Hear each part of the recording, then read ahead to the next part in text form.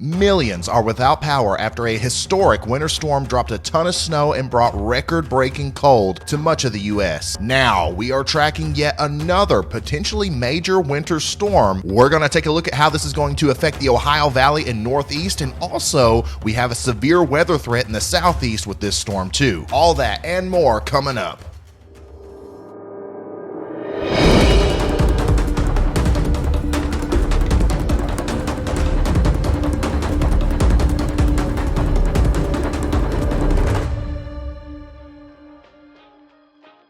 Welcome back, y'all. Ryan Hall here with the weather forecast, and here's a big old view of the United States of America. And as you can see, it's looking pretty active already once again. We just got done with a storm and we're going into another one. 2021, the winter that never ends, am I right? All right, let's zoom in way up here in northeastern Maine. The last little bit of precipitation from our first storm that we just went through is finally working out here. By the time this video goes up, it'll be way up out into the North Atlantic. But as you can see, we've still got winter storm warnings here for northern Maine, and those will probably be allowed to expire pretty soon. And way over here in the Pacific Northwest, it's actually kind of quiet right now compared to what it has been. These guys have been dealing with blizzard conditions, power outages, just an insane amount of rainfall and snowfall. All that is what has been fueling our East Coast storms, which, yes, if we scroll back down here to the Southeast, you can see those watches and warnings and advisories are lighting up. Check this out. We've got winter storm watches all the way up as far northeast now as into Pennsylvania, West Virginia, Central Virginia. Winter storm watch issued, and it won't expire until February 19th. I do expect these to be extended to the south and west, and maybe even to the north and east as we go on into the day today. Zooming in here into West Tennessee, a winter storm watch. Also into Mississippi and Arkansas and Louisiana, winter storm watches.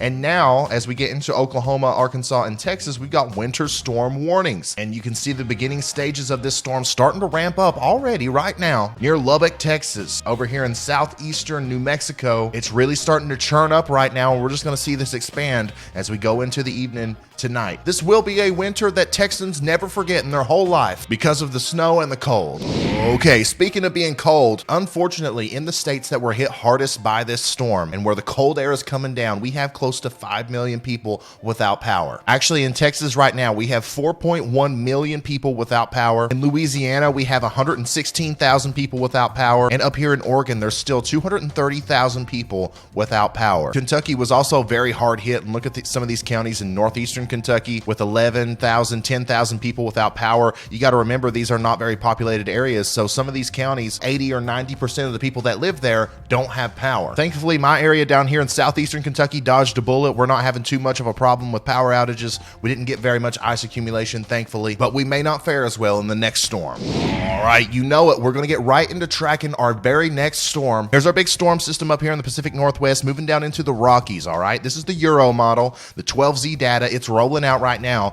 but we should be able to see far enough out into the future to get the full scope of our storm that's coming up. Okay, here we are at 4 p.m. today. Those snow showers really start to crank up in the northern panhandle of Texas, and they will start creeping into Oklahoma. Precipitation will also start to crank up here in Arizona and New Mexico as that low pressure system starts to deepen. As it transfers its energy down to the south, look at that. We've got heavy snow bands now breaking out in Oklahoma. Pretty much the entire state of Oklahoma will be looking at moderate to heavy snow showers at 1 a.m. tonight. We've got an additional access point of moisture forming here in the Gulf of Mexico, pulling it up into southern Texas. And we've got our high pressure system up here with that really cold air that's just squeezing down the track, making sure that this doesn't bolt up to the north. And as I put this into motion, this is why we have winter storm warnings all the way down into southeastern Texas. Look at this. This is going to be a very significant freezing rain and sleet event for places north of Houston, all the way up to Shreveport, Louisiana, and then into the state of Louisiana as a moderate precipitation shield expands all the way up into Kansas City and St. Louis, all the way into Illinois. This is 10 a.m. on Wednesday, February 17th. Let's put that into 1 p.m.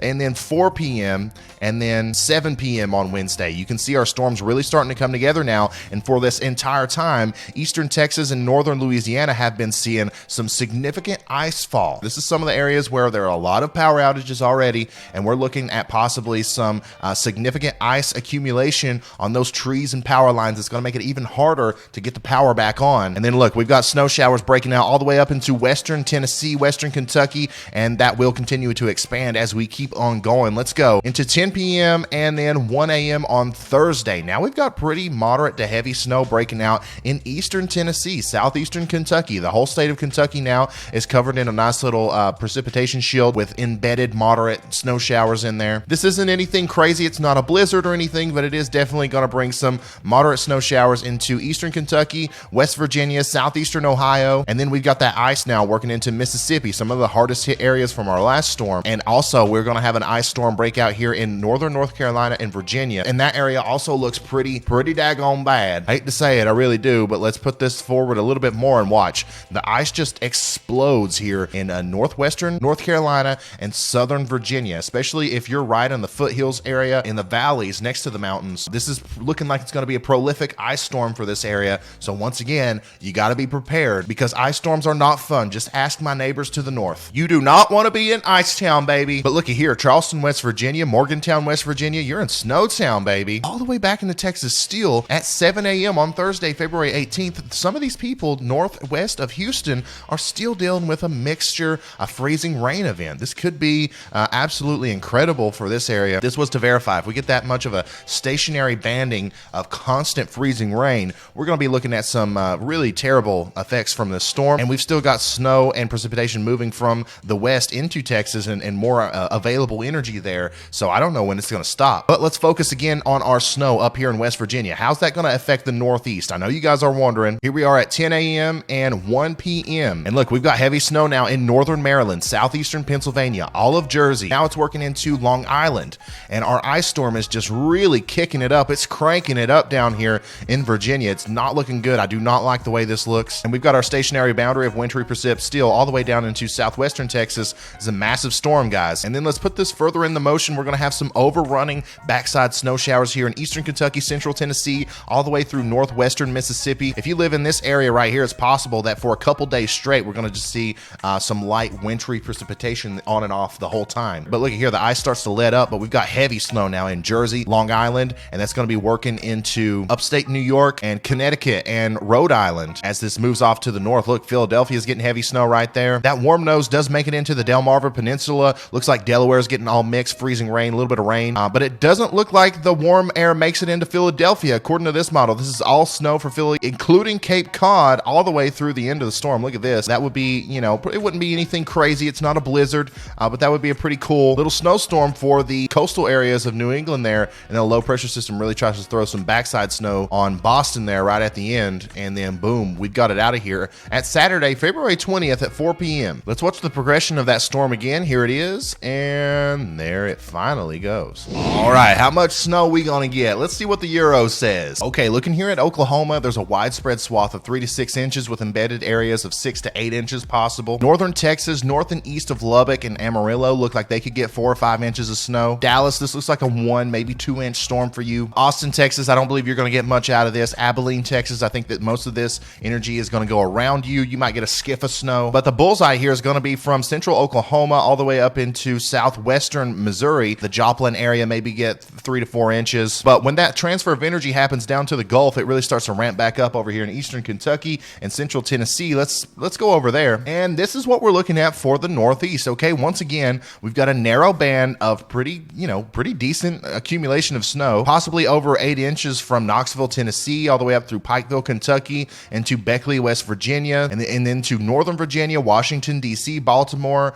all the way into central Jersey and Long Island there. Obviously, Philadelphia is in there, York, Pennsylvania is in there, Hagerstown, Maryland is in there, Charleston, West Virginia. This area right here, according to the Euro, could possibly see a pretty significant snowstorm. Given the timing of this and how quickly this will fall, I would say this would be a major snowstorm, especially for Kentucky, West Virginia, Maryland, and Pennsylvania and New Jersey. But for a lot of the interior Northeast, we're talking about 3 to 4 inches. And then for Boston and the Cape over here, we're talking about 4, 5, 6, maybe 7 inches way out there if you get under the right band of snow.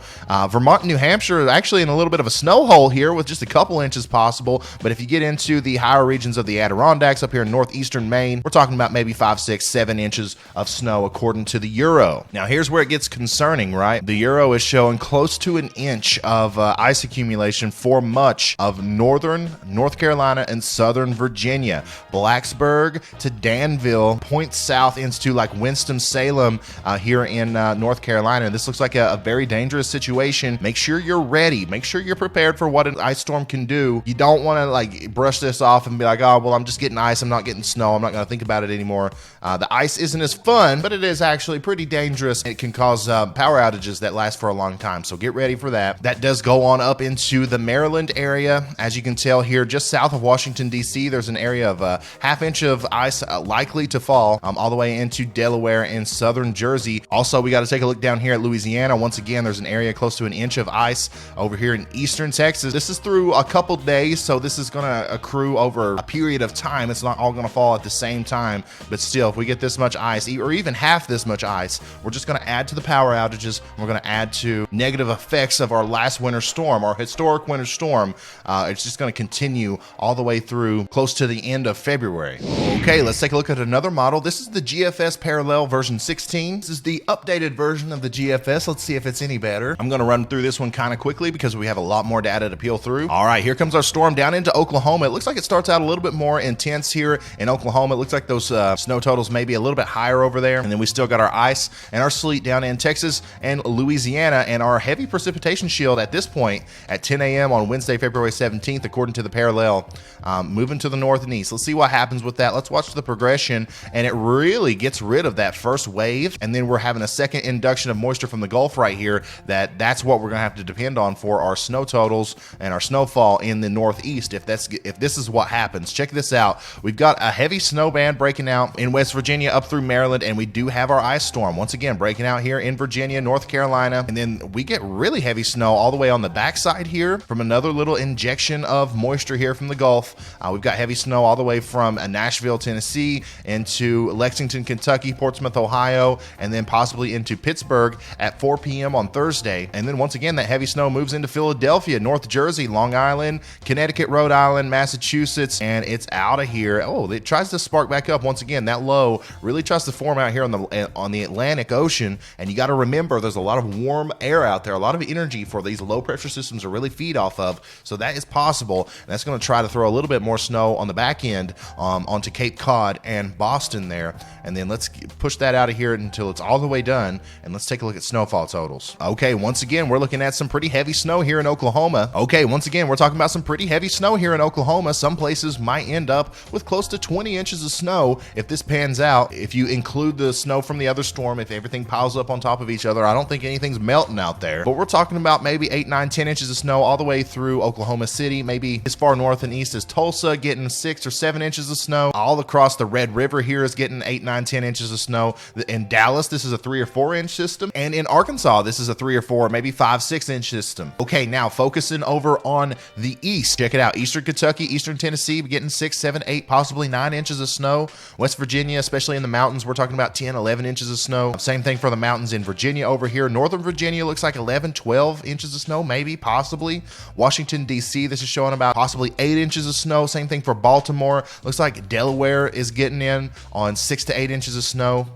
Jersey is in a little bit of a messy area because that warm nose does try to work up into your area and eat on your snow totals. And anytime there's a possibility for that to happen, we got to assume that it is going to happen, because Jersey, in that area over there, the warm air is almost always underdone on these models. This is absolutely devastating storm. According to the GFS Parallel, one model run here, northern North Carolina, right in this area right here. We're talking about Greensboro to Danville to Farmville, possibly getting well over an inch of ice. If that was the case, we would have very widespread power outages lasting for possibly weeks, and the damage would be catastrophic. It really would. So, but like, I don't think that that's going to be the case. I think this is an outlier. Let's take a look at the rest of the data and let's see what it says. Okay, this is the RGEM, the short range Canadian model. All right, let's see what the Canadian model is putting out for our storm. There it is, working across Oklahoma, once again putting down a pretty broad swath of moderate to heavy snow. There's that ice in northern Louisiana, working into Mississippi now, and the snow really starts to ramp up in West Virginia, eastern Kentucky, as the ice storm really ramps up, according to the Canadian model here in North North Carolina, and Virginia. Once again, we're talking about a catastrophic ice storm there if that was to pan out. And we have our stationary boundary of wintry precipitation, once again showing up here on the Canadian all the way down through Texas into Ohio. And then the warm nose of this storm goes a lot further north according to the Canadian, into Philadelphia, seeing all sleet, into South Jersey, maybe even North Jersey, seeing mostly sleet. Long Island is staying all snow up until 4 a.m. on Friday. And then we've got some heavy snow working into Massachusetts, and we're still dealing with ice in North Carolina and Virginia there. We've got some backside snow in West Virginia and Kentucky back here. Take a look at this as we go all the way out into the end of the storm. Wow, 7 p.m. on Friday. That's as far as we can go on the RGEM.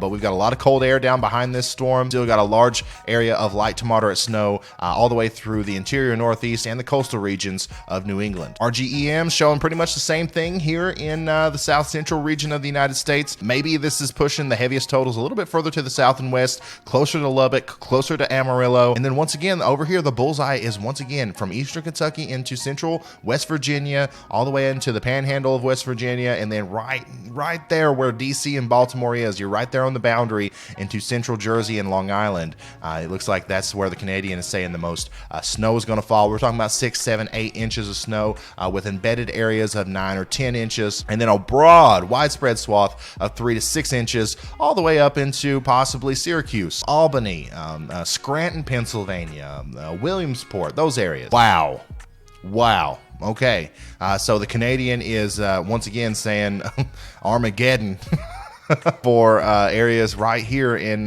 North Carolina and southern Virginia. Once again, if you're over here, guys, Farmville points south, Winston-Salem points north and east.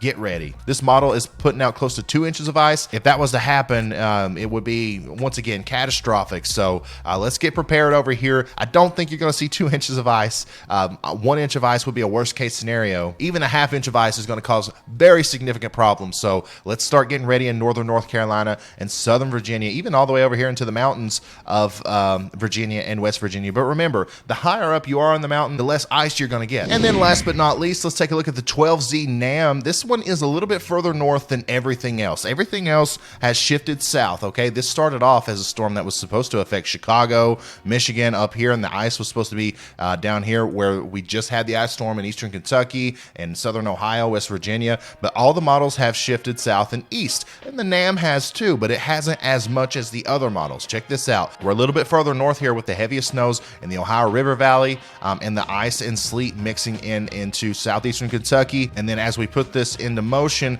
our ice storm is just as intense, but it's taking place a little bit further to the west here in eastern Kentucky and in West Virginia. But look at that heavy snow working into southeastern Pennsylvania. That would be one heck of a snowstorm right there for Philadelphia, northern Jersey, and then into Long Island. But that warm nose, that warm upper level layer of the atmosphere is really going to bring down some of those temperatures, some of that warm air advection. A lot of people will see rain on the coast according to the NAM. This is the most northern solution we've seen, so we've got to take it with a grain of salt. But once again, the NAM has also done good this winter, especially with our last storm. The NAM is also the most different with snowfall placement, placing a bullseye down here in Arkansas and West Tennessee. This is the only model that's showing that. I don't buy it. And it's placed in an area of over a foot of snow real close to Philadelphia into North Jersey, near Hagerstown, Maryland. And then we're talking about 6, 7, 8, 9 inches of snow for Connecticut, Rhode Island, and Massachusetts. And once again, we're talking about an ice storm, not as intense, but a definite ice storm for much of Mississippi, Louisiana, Texas, Virginia, North Carolina, and according to the NAM, even eastern Kentucky and West Virginia. If you put all of that data together, you should be able to come up with a forecast. Even though all the models are almost completely different right now, I have dove into this data over the last 5 hours, and I have made my own personal forecast map for ice accumulation and for snow accumulation for this upcoming storm. If you want to see that, it's going to be on the community tab of my YouTube channel, and you'll be able to see it if you're a member, okay? Always get your weather data from the local National Weather Service. I just do this for fun, but if you do want to see my prediction, click the link in the description or hit the join button next to the subscribe button, and you'll be able to see it, okay? If you haven't subscribed yet, make sure you hit that subscribe button and turn notifications on, because we're just getting started, baby, all right? I'll see you in the next one. Goodbye.